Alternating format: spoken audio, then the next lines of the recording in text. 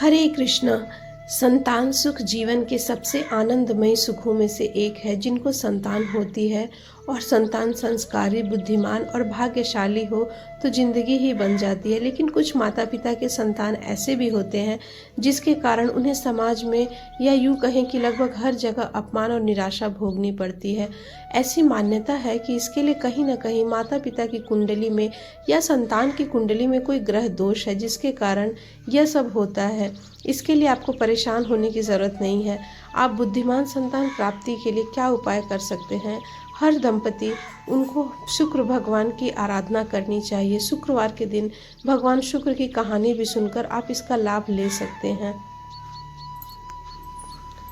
वैदिक ज्योतिष शास्त्र के अनुसार शुक्र को पत्नी और नव विवाह का कारक भी माना गया है। शुक्र को काम, आभूषण, भौतिक सुख, कला आदि का ग्रह माना गया है। शुक्र को भाग्य का ग्रह भी माना गया है। तो दोस्तों, आज हम भगवान शुक्र से संबंधित कुछ कहानियों का श्रवण करेंगे। बहुत समय पहले की बात है कि एक बूढ़ी औरत थी। वो हर दिन सुबह नहाकर पूरे विधि विधान से भगवान शुक्र की बहुत पूजा अर्चना करती थी। एक बार की बात है कि उस बूढ़ी औरत को अपने शहर से बाहर जाना था। उसने अपने बहू से कहा कि प्रतिदिन सुबह उठकर नहाने के बाद भगवान शुक्र की नियमित पूजा पाठ करना।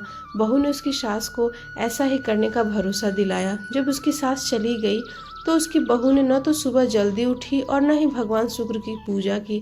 एक दिन उस बहू ने अपनी पड़ोसन से कहा कि भगवान शुक्र मुझे देखकर हंसते हैं, तुम इन्हें अपने घर ले जाओ। तो उस पड़ोसन ने कहा कि नहीं, मेरे घर में बहू बेटी हैं, मैं इन्हें नहीं ले जा सकती। अगर तुम कहो तो मैं यहाँ गड्ढा खोद कर दबा देती हूँ। तब बहू ने हाँ कह दिया। उसके बाद उनके घर में चोरी हो गई। वो दिन वह गरीब होने लगे। वह हालत देख महिला के पति ने कहा, जब से माँ गई है घर की हालत बहुत खराब हो गई है, पैसों की तो कमी ही हो गई है। तब पत्नी कहती है, आधा तो चोर चुरा कर ले गए, बाकी आधा माँ जी जाते वक्त ले गई। कुछ दिनों बाद जब बूढ़ी औरत अपने घर वापस आती है तो देखती है कि उसके घर की हालत तो बहुत ही खराब हो गई है। वह अपनी बहू से पूछती है, यह सब कैसे हुआ? तो बहू कहती है, मुझे नहीं पता।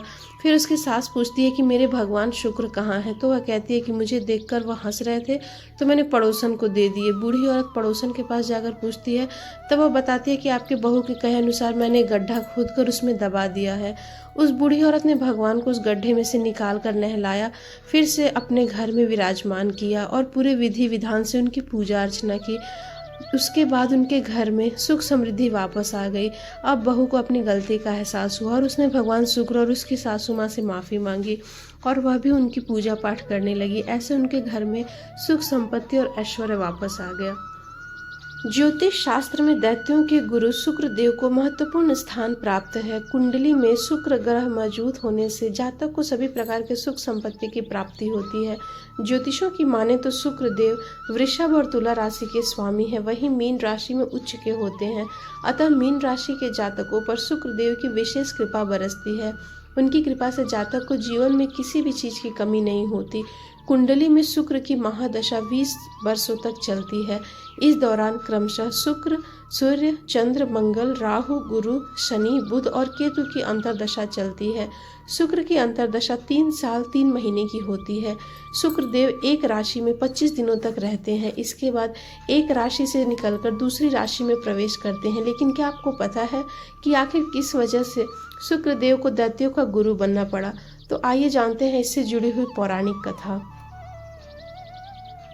दैत्यों के गुरु शुक्रदेव के पिता का नाम भृगु ऋषि है और माँ काव्य माता है।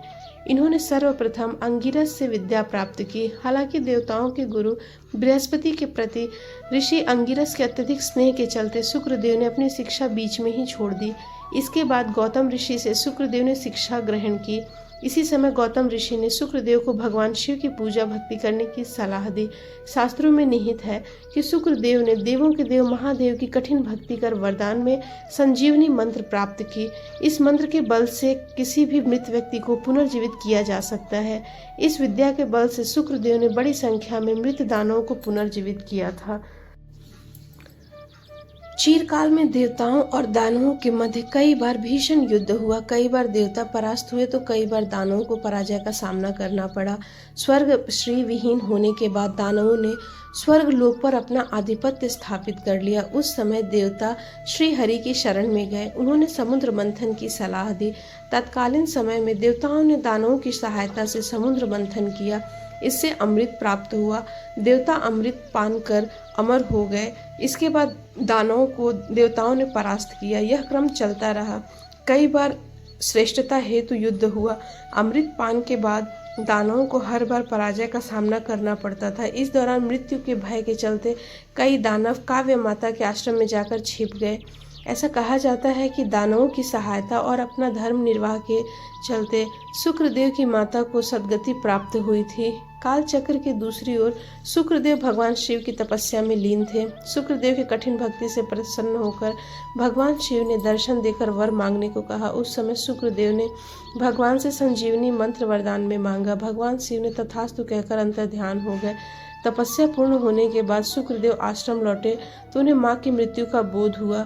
अपने तपोबल से उन्हें यह ज्ञान हुआ कि उनकी माँ का वध भगवान विष्णु ने किया। इसके बाद शुक्रदेव ने संजीवनी मंत्र की सहायता से अपनी माँ को पुनर्जीवित किया। साथ ही युद्ध में मारे गए दानवों को भी पुनर्जीवित किया और घायलों को स्वस्थ किया। इस समय शुक्रदेव ने दानवों को अपना शिष्य बनाया और उनके गुरु बने। साथ ही भगवान विष्णु को मनुष्य रूप में जन्म लेने का श्राप दिया।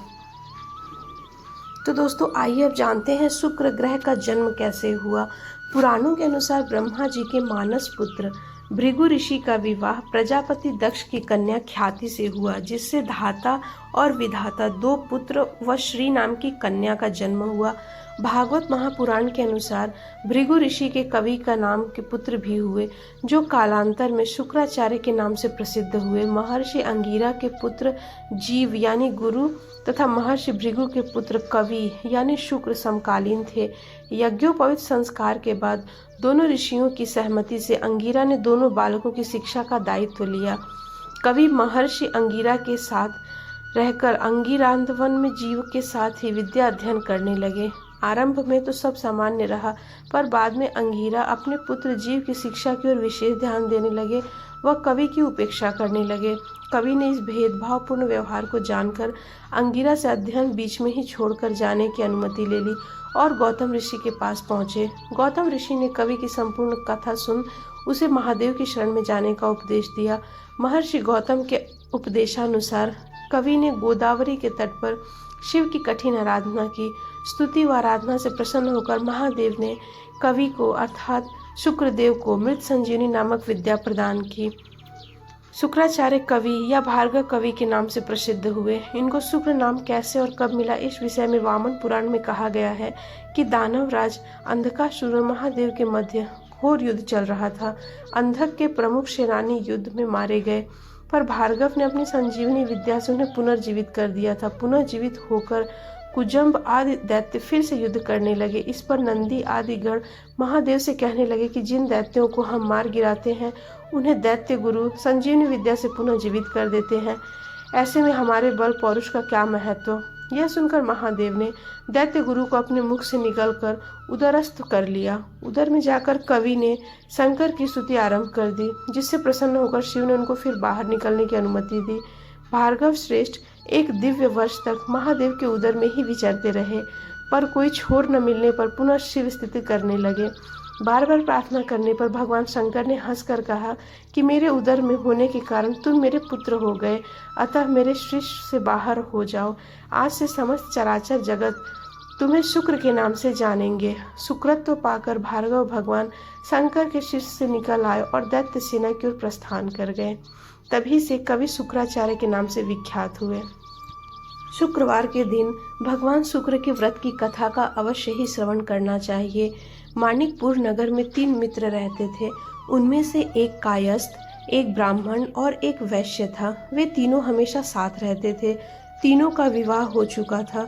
ब्राह्मण और कायस्थ के लड़कों का गौना हो चुका था, लेकिन वैश्य पुत्र का भी नहीं हुआ था। उसके दोस्त उसे अक्सर कहा करते थे कि तुम अपनी पत्नी को उसके मायके से क्यों नहीं लाते, तब वैश्य पुत्र धनराज ने अपनी पत्नी कुसुम को लाने का निश्चय कर लिया। अगले ही दिन धनराज ने माता पिता से अपनी पत्नी कुसुम को लाने की बात कही।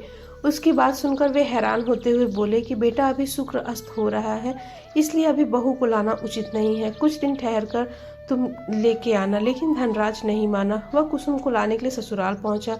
ससुराल में धनराज की खूब आवभगत की गई। धनराज ने कुसुम को विदा करने के लिए कहा तो उसके सास ससुर बोले, बेटा, अभी शुक्र अस्त हो रहे हैं, ऐसे में लड़की को विदा नहीं करते, कुछ दिन ठहर जाओ, फिर हम कुसुम को खुशी खुशी विदा कर देंगे। लेकिन धनराज नहीं माना। वह जिद पर अड़ गया और कुसुम को लेकर वहां से विदा हो गया।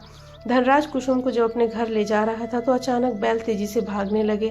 रास्ते में बड़े पत्थर से टकराने से गाड़ी का पहिया टूट गया। फलस्वरूप कुसुम को बहुत चोट आई। दोनों को आगे की यात्रा पैदल ही करनी पड़ी। सुनसान रास्ते में गुजरते हुए डाकुओं ने उन्हें लूट लिया। उनका सारा धनाभूषण और वस्त्र छीन लिए। किसी तरह वे घर पहुंचे। दूसरे ही दिन घर में धनराज के बिस्तर पर सांप चढ़ गया और उसे डस लिया। सेठ जी ने बड़े बड़े चिकित्सक बुलाए, मगर कोई भी फल चिकित्सा से उतर न पाया। दूर दूर से सपेरे बुलाए गए, लेकिन कोई भी धनराज को मृत्यु से बाहर न निकाल सका। उसी समय पंडितों ने सेठ जी को बताया कि आपके बेटे ने शुक्र अस्त होने पर बहू को विदा करके लाया। यदि आप शुक्रवार की पूजा अर्चना करें और बहू शुक्रवार का व्रत तथा कथा सुनकर प्रसाद ग्रहण करे तो शुक्रदेव की अनुकंपा से धनराज पुनः जीवित हो सकता है।